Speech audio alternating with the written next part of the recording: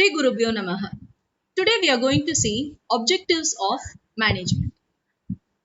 What are objectives? Objectives are the end towards which all activities of the organization is directed. Okay, so objectives are the end or the end result.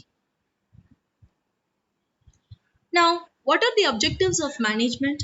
We have three objectives of management. First one is organizational, second comes social, and third is personal objective. We'll see each one in detail. Organizational objectives are to achieve the economic goals of the organization. So, how these economic goals are achieved? The human and non-human resources in the organization are used in an effective way to achieve the targets set already. Okay, so that is how economic goals of the organization is achieved. And we have 3 points under this organizational objective.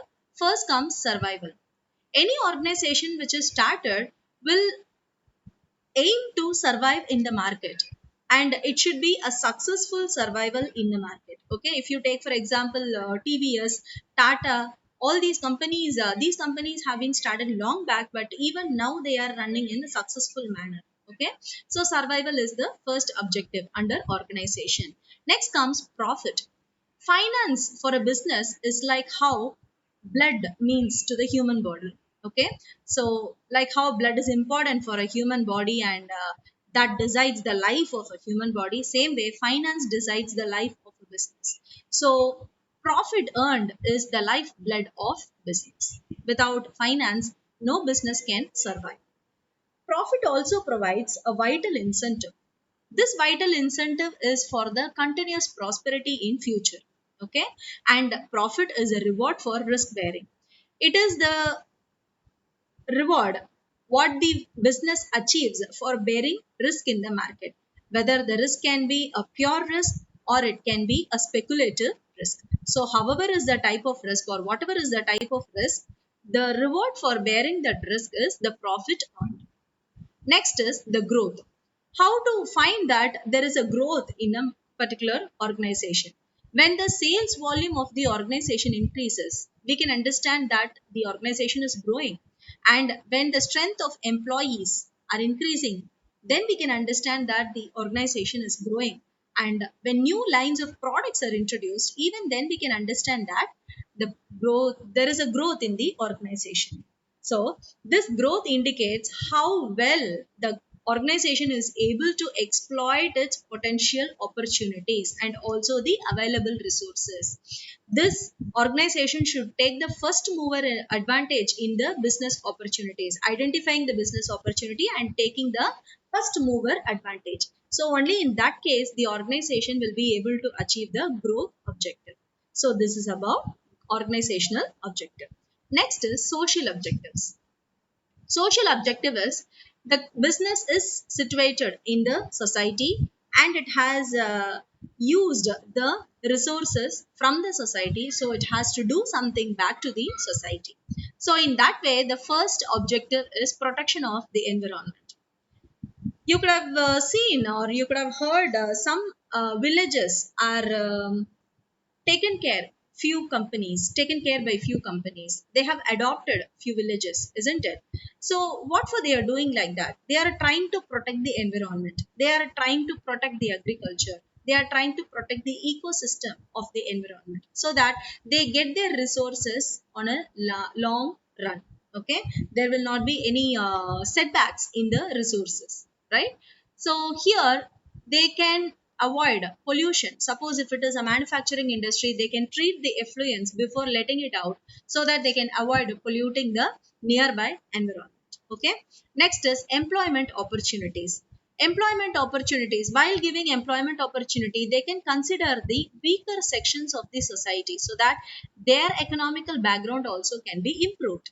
Next is providing basic amenities. Apart from paying salaries to the employees, they can give scholarship to their children, they can give insurance facility to their employees, and they can also conduct some quiz programs like that, and or they can pay the fees of the employees children, things like that. So these are other basic amenities which can be given to the employees. Next is supply of good quality products to the customers. Supply of good quality product is important to a customer, but at the same time, it should be at an affordable price. Okay.